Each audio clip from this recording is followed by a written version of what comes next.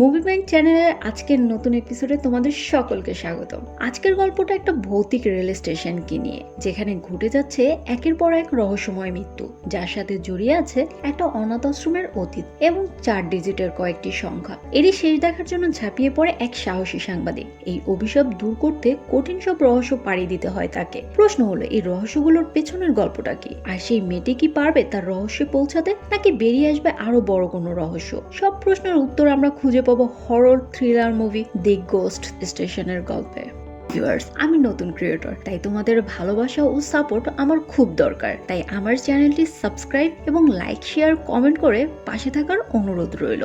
তো আর দেরি নয়, চলো গল্প শুরু করি। ওকসু ট্রেন স্টেশন থেকে গল্পের শুরু হয়। এই ছেলেটা অপেক্ষা করছে কখন তার ট্রেন আসবে। দেখা গেছে সে ছাড়া কোনো যাত্রী তখন রেল স্টেশনে ছিল না, কারণ তখন ছিল অনেক রাত। হঠাৎ সে দেখে একটা মেয়ে এসে অস্বাভাবিক আচরণ করছে। তাকে মাতাল মনে করে সে একটা ছবি তুলে নেয় এবং সোশ্যাল মিডিয়াতে পোস্ট করে দেয়। একটু পর সেখানে তাকিয়ে দেখে মেয়েটি অদৃশ্য হয়ে গিয়েছে, তাই ভালোভাবে চেক করতে উঠে আসে। এমন সময় ট্রেনের দরজাটা খুলে যায়, কিন্তু অবাক করা বিষয় হলো কোনো ট্রেন সেখান দিয়ে আসছিল না। এমন সময় রেল লাইন থেকে অদ্ভুত আওয়াজ বের হতে থাকে। তখনই হঠাৎ দরজাটা বন্ধ হয়ে যায় এবং ভয়ঙ্করভাবে তার মৃত্যু ঘটে।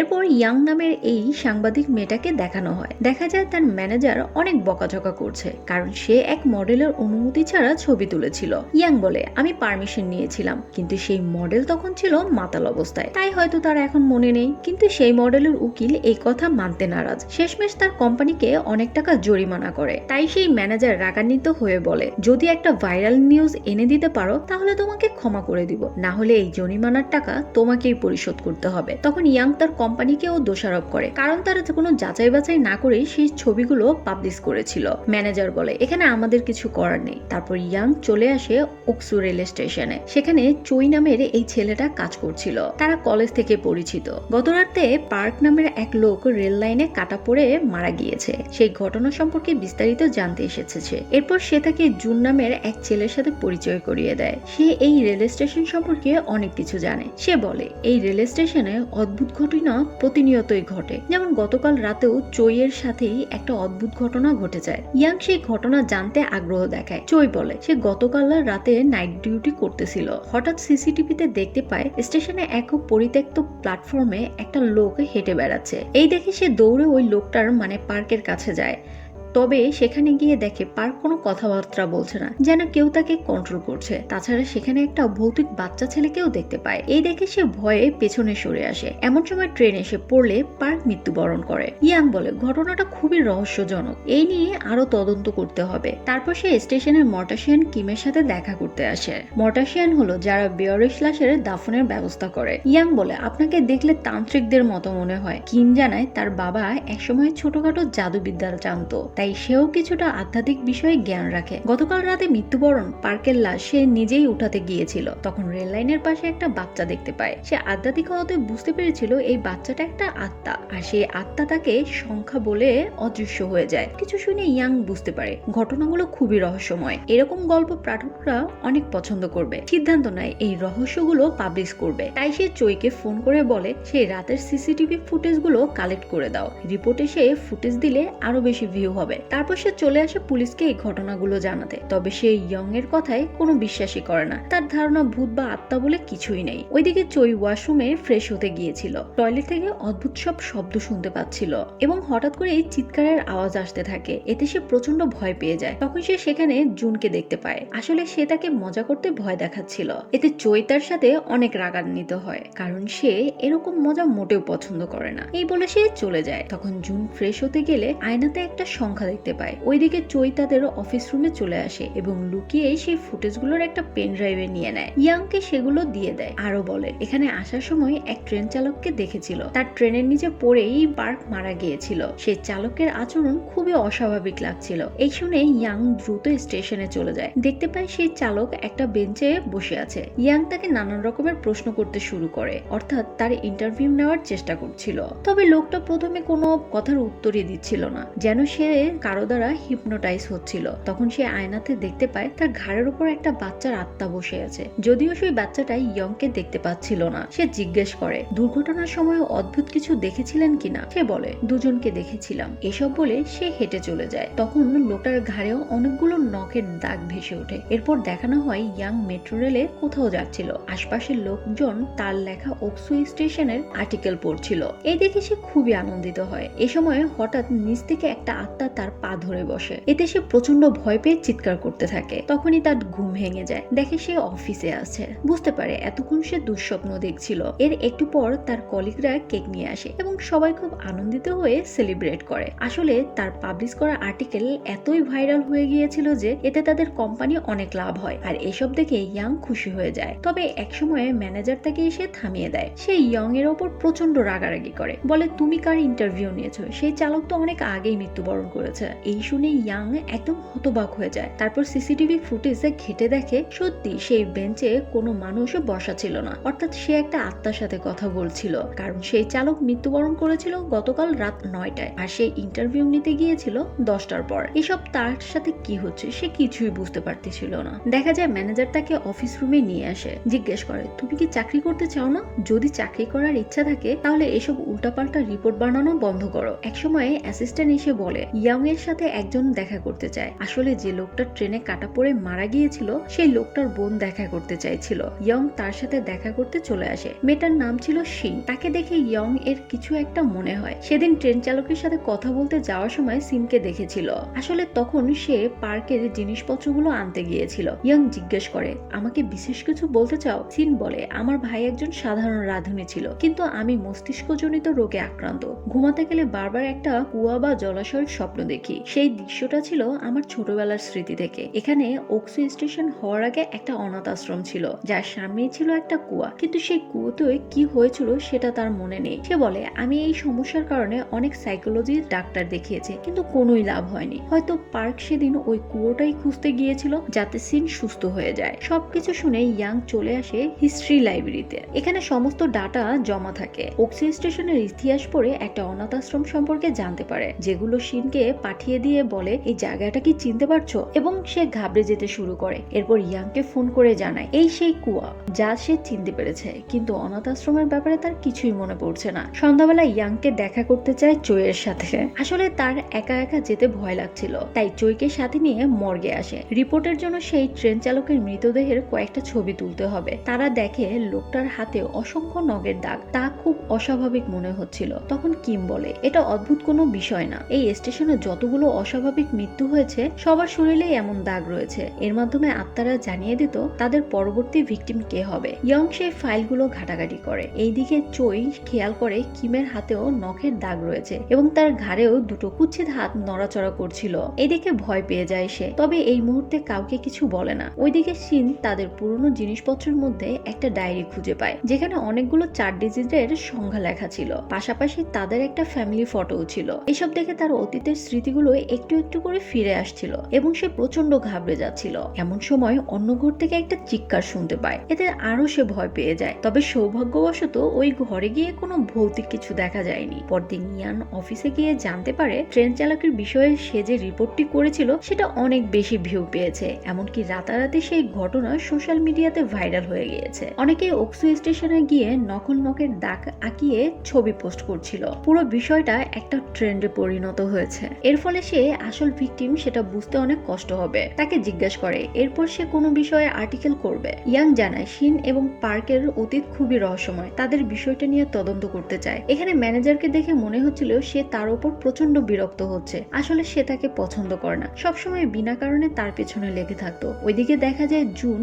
আবারও চৈকে ভয় দেখিয়ে মজা নিচ্ছে। চৈ দেখতে পায় জুনের হাতে নখের দাগ উঠেছে, তবে জুন বলে সোশ্যাল মিডিয়ার ট্রেন্ড ফলো করছি। অন্যদিকে এই মেয়েটা মাতাল অবস্থায় স্টেশনের ওয়াশরুমে যায় এবং ফ্রেশ হওয়ার সময় হঠাৎ একটা বাচ্চার আত্মা তার সামনে চলে আসে। সাথে সাথে তার শরীরে নখের দাগ উঠে যায়। এরপর সেই আত্মা তাকে নৃশংসভাবে মেরে ফেলে। তার চিৎকার শুনে কন্ট্রোল রুম থেকে ফোন করা হয় জুনকে। তাকে ওয়াশরুমে গিয়ে চেক করতে বলে কেউ হয়তো টয়লেটে আটকা পড়েছে। এই শুনে জুন ওয়াশরুমে চলে আসে চেক করতে। বলে এখানে কেউ থাকলে সারাদিন, কিন্তু কোনো উত্তর পায় না। তখন আচমকা তার সামনে ভয়ানক বাচ্চাদের আত্মা চলে আসে। এরপর তাকেও সেখানে মেরে ফেলা হয়। আসলে সেদিন শিন আয়নাতে 4 ডিজিটের সংখ্যা পড়ে ফেলায় তার উপরে আক্রমণ করেছে। এরপর দেখা যায় ইয়ং জুনের অন্তিম বিদায়ের অনুষ্ঠানে এসেছে। তখন সেই পুলিশ অফিসার এসে তাকে বলে, আপনি কিন্তু আমাদের সন্দেহজনকের তালিকায় আছেন, যারাই অস্বাভাবিকভাবে মৃত্যুবরণ করছে তাদের সাথে আপনার সম্পৃক্ততা রয়েছে। ইয়ং বলে সে এসবের জন্য দায়ী নয়, কারণ সে নিজেই কনফিউজড। এমন সময় চৈ তাকে ফোন করলে সে দ্রুত সেখান থেকে চলে আসে।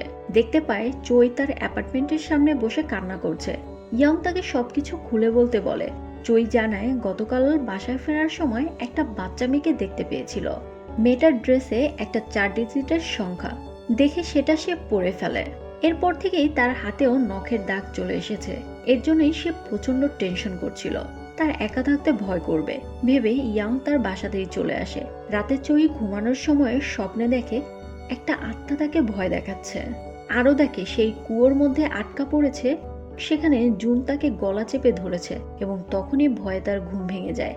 তখন ইয়াং দৌড়ে আসলে তার সাথে এই সব কিছু শেয়ার করে। এখানে দুজনেই বুঝতে পারে সেই কুয়োটা খুবই গুরুত্ব বহন করছে, সেটাকে খুঁজে পেলে হয়তো তাকে বাঁচানো সম্ভব হবে। পরদিন তারা শিনের বাসাতে চলে আসে এবং তার কাছে সেই কুয়োর ব্যাপারে বিস্তারিত জানতে চায়। শিন বলে ওকসে স্টেশনের পাশের অনাথ আশ্রমটার পরিচালক ছিলেন তার বাবা এবং সেই 4 ডিজিটের সংখ্যাগুলো হচ্ছে অনাথ আশ্রমে ভর্তি হওয়া শিক্ষার্থীদের ভর্তির তারিখ। মানে যদি কোনো বাচ্চা অক্টোবর মাসের 13 তারিখ ভর্তি হয়ে থাকে তাহলে তার ট্যাগ সংখ্যা হবে 1013। আর এই সংখ্যাগুলোর ভিকটিমরা দেখতে পাচ্ছিল। ইয়াং জিজ্ঞেস করে পার্কের লাশের সাথে তার ফোনটা পাওয়া গিয়েছিল। শিন ফোনটা বের করে দেখায়। তারা সেই ফোনে একটা ভিডিও খুঁজে পায়। পার্ক সেদিন কুয়োটা খুঁজে পেয়েছিল এবং সেখানে অনেকগুলো বাচ্চার কঙ্কাল দেখতে পায়। এসব দেখে তারা সিদ্ধান্ত নেয় সেই কঙ্কালগুলো বের করে অন্তিম সংস্কার করবে, এতে সেই অভিশাপ মুক্ত হয়ে যাবে। এই ভেবে দুজন তাড়াহুড়ো করে স্টেশনে পৌঁছায় এবং পার্কের দেখানো রাস্তা অনুসরণ করে একটা টানেল খুঁজে পায়। সেটার ভিতরে গিয়ে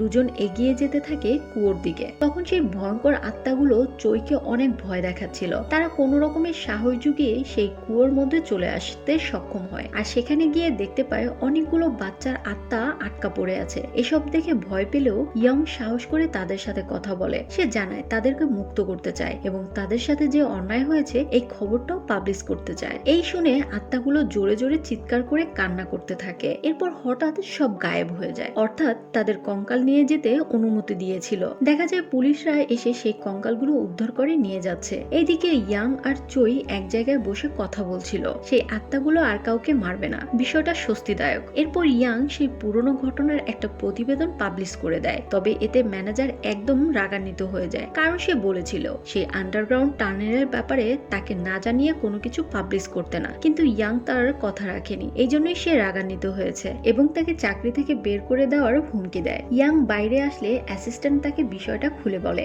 আসলে এই আন্ডারগ্রাউন্ড টানেল সম্পর্কে ম্যানেজার অনেক আগেই রিসার্চ করেছিল, কিন্তু সে কোনো কিছুই খুঁজে পায়নি। তবে ইয়াং সেই রহস্যটা খুব সাহসিকতার সাথে সলভ করেছে। এদিকে দেখা যায় চয় স্টেশনে নাইট ডিউটি করছে। তখন আচমকা একটা আত্মা তার হাত ধরে বসে। এতে সে প্রচন্ড ভয় পেয়ে দৌড়াতে শুরু করে। বুঝতে পারে এই অভিশাপটা এখনো কাটেনি। সে দৌড়ে বাইরে এসে মিস্টার কিমকে দেখতে পায়। তার হাতের দিকে খেয়াল করে দেখে কোনো নখের চিহ্ন নেই, অথচ সে কয়েকদিন আগেই তার হাতে ওই চিহ্নগুলো দেখতে পেয়েছিল। সে ছুটে গিয়ে কিমকে জিজ্ঞাসা করে আমাকে সাহায্য করুন, আমি কিভাবে এই অভিশাপ থেকে মুক্তি পাবো। কিন্তু কিম তাকে কোনো কথার উত্তর না দিয়েই চলে যায়। এদিকে ইয়াং তার বাসায় বসে টিভি দেখছিল। তখন সিন তার সাথে দেখা করতে আসে। সে দেখায় তার হাতে ওই নখের দাগ উঠেছে, কারণ একটু আগে কিম তাকে আক্রমণ করতে এসেছিল। দেখা যায় তার গলায় ছুরি ঠেকিয়ে জোর করে একটা সংখ্যা বলতে বলছে। রেল লাইনে সেই আত্মা তাকে যে সংখ্যাটা বলে অভিশপ্ত করেছিল সেই সংখ্যাটাই তাকে দিয়ে বলায়। এতে কিমের অভিশাপটা স্থানান্তর হয়ে শিনের শরীরে চলে যায়। কিম তার বাবার মতোই জাদুবিদ্যা সম্পর্কে জ্ঞান রাখে, তাই সে জানতো কিভাবে অভিশাপ কাটানো যায়। শিনকে বলে সেই আত্মাগুলো প্রতিশোধ খুঁজছে, সেটা পূরণ না হলে তারা শান্ত হবে না। এসব শুনে ইয়াং তাকে বলে কিম সেই অভিশাপটা আপনার উপরেই কেন ট্রান্সফার করলো, অন্য কাউকে তো দিতে পারতো। তখন শিন সব কথা খুলে বলে সেই অভিশাপটা তার শরীরে আসার পর অতীতের সব কথা মনে পড়ে গিয়েছে। আসলে সেই অনাথ আশ্রমের পরিচালক কোনো ভালো মানুষ ছিল না। সে ওই কুয়োতেও অনেকগুলো বাচ্চাকে আটকে রেখেছিল। সে বাচ্চাদের মধ্যেই একজন হলো শিন। একদিন সেই পরিচালক তাকে ডাক দিয়ে উপরে উঠতে বলে। তখন বাকি বাচ্চারা বলতে থাকে, তুমি উপরে গিয়ে আমাদেরকে সাহায্য করবে, আমরা তোমার জন্য অপেক্ষা করব। শিন তাদের কথা দিয়ে উপরে উঠে আসে, তবে বাকিদের সেই কুয়ো থেকে বের করতে পারে না। এর আগেই সেই পরিচালক বাকিদের কুয়োর মধ্যেই জীবন্ত মাটি দিয়ে দেয়। এসব কিছু দেখছিল শিন এবং পার্ক, যাদেরকে পরিচালক আগেই বের করে নিয়েছিল। ইয়ং জানতে পারে সেই পরিচালক তাদের আসল বাবা মা না, সে আসলে ছিল অর্গান ডিলার, মানে বাচ্চাদের শরীর থেকে অঙ্গ বের করে বিক্রি করতো সে। শিন এবং পার্কের অঙ্গ ছাড়া বাকিদের সবার জীবন্ত কবর দিয়ে ফেলে সে। তবে শিনদের অপারেশন করার আগেই সেই পরিচালক এক ট্রেন দুর্ঘটনায় মারা যায়। এরপর তাদেরকে অন্য আরেকটা পরিবার দত্তক নিয়ে নেয়। সময়ের আবর্তনে সেই ঘটনাগুলো তাদের স্মৃতি থেকে হঠাৎ গায়েব হয়ে যায়। তবে সেই বাচ্চাগুলোর আত্মা এখনো এগুলো মনে রেখেছে এবং তারা সেই স্টেশন ছেড়েও যেতে পারছিল না। এখনো তারা মনে করে তাদের মৃত্যুর জন্য শিন এবং তাদের ভাই দায়ী। এদিকে চয় আবারও কিমের কাছে গিয়ে সাহায্য চাইতে থাকে, অনুরোধ করে তাকে যেন এই অভিশাপ থেকে মুক্তি হওয়ার রাস্তা বলে দেয়। অবশেষে কিম তাকে সবকিছু বুঝিয়ে দেয় যে কিভাবে সংখ্যা বদলানোর মাধ্যমে অভিশাপটা স্থানান্তর করা যাবে। তবে এর জন্য একটা শর্ত আছে, সেই আত্মাদের বিষয়টা সম্পর্কে জানতে হবে, তা না হলে এই পদ্ধতি কাজে আসবে না। পরদিন সকালে ইয়ং ঘুমিয়েছিল, তখন চুই তাকে ফোন করে। ইয়ং তাকে বলে, তোমার কোনো খোঁজ পাচ্ছিলাম না কেন, আর সেই নখের দাগগুলো কি এখনো আছে? চুই বলে, এখনো সেগুলো তার হাত থেকে যায়নি। এই শুনে ইয়ং তাকে আশ্বাস দিয়ে বলে, চিন্তা করো না, আমরা কোনো না কোনো উপায় অবশ্যই বের করে ফেলবো। চুই তাকে বলে, আমার আগের নাম্বারটা হারিয়ে ফেলেছি, তাই আমি নতুন নাম্বার নিয়েছি, এই নাম্বারটা মুখস্থ করে নাও। এই বলে সে তার নাম্বারটা ইয়ংকে বলে। সে তার সাথেও ওই নাম্বারটা রিপিট করে। তখন সে বুঝতে পারে অনেক বড় একটা ভুল করে ফেলেছে। আসলে ওই নাম্বারটার মধ্যেই 4 ডিজিটের সংখ্যা ছিল, যেটা পড়ে চই অভিশপ্ত হয়েছিল। আর এখন এই সংখ্যাটা পড়ে ফেলায় অভিশাপ চলে এসেছে ইয়ং এর উপরে। চই তার কাছে ক্ষমা চায়, বলে দুঃখজনক হলেও সত্যি যে এই পদ্ধতি ছাড়া আমার কাছে আর কোনো উপায় ছিল না। এইসব শুনে ইয়ং একদম ভেঙে পড়ে। সে কিভাবে কি করবে মোটেও বুঝতে পারছিল না। এমন সময় তাদের ওয়েবসাইটে প্রবেশ করে দেখে তার লেখা আর্টিকেলটা পাবলিশ হয়েছে, তবে সেখানে তার নাম নেই। আসলে ওই ম্যানেজারটা ছিল খুব লোভী। সে ইয়ং এর আর্টিকেলটা নিজের নামে আপলোড করে দিয়েছে, এতে সব ক্রেডিট তার নামে চলে গিয়েছে। এই দেখে সে প্রচন্ড রাগান্বিত হয়, তবে সে কিছুই করতে পারে না। শেষমেশ হার মেনে কোম্পানি থেকে রিজাইন নেওয়ার সিদ্ধান্ত নেয়। অফিসে এসে তার রিজাইন লেটারটা দেখায়। এখনো সেই ম্যানেজারটা খুব অহংকারী হয়ে কথা বলছিল। ইয়ং তাকে জানায়, আপনার সম্পর্কে কিছুটা রিসার্চ করেছি, আপনি তো সেই অনাথ আশ্রম সম্পর্কে জানতেন, তবুও বিষয়টা খোলাসা করেননি। হয়তো কেউ আপনাকে টাকা দিয়ে মুখ বন্ধ করে রেখেছিল, তবে আমি এসব নিয়ে আর ঘাটাঘাটি করতে চাই না। এই বলে সে কাগজটা বের করে টেবিলে রাখে, যেখানে ওই সংখ্যাটাই লেখা ছিল যেটা পড়ে সে অভিশপ্ত হয়েছিল। আর এই সংখ্যাটা ম্যানেজারকে পড়তে বলে। সে বলে, আমি এটা কেন পড়বো, এতে আমার কি লাভ? ইয়ং বলে, আপনি এই সংখ্যাটা পড়লে আমি রিজাইন লেটার দিয়ে চলে যাব, আর কোনোদিনও আপনার সামনে আসবো না। এই শুনে ম্যানেজারটা ভাবতে থাকে, কাজটা করলে তার লাভ হবে, তাছাড়া একটা ছোট্ট সংখ্যা পড়লে কি বা এমন হবে। এইভাবে সংখ্যাটা সে পড়ে ফেলে। ইয়ং একটা হাসি দিয়ে রিজাইন লেটারটা তার সামনে রেখে চলে যায়। আর এখানে এই গল্পটার সমাপ্তি ঘটে। তো বন্ধুরা, আজকে আমাদের এই ভৌতিক একটা রহস্যময় গল্প তোমাদের কাছে কেমন লাগলো অবশ্যই কমেন্ট করে আমাদের জানাবে। আর আমি নতুন ক্রিয়েটর, তাই আমার চ্যানেলটি সাবস্ক্রাইব করে আমার পাশে থাকো।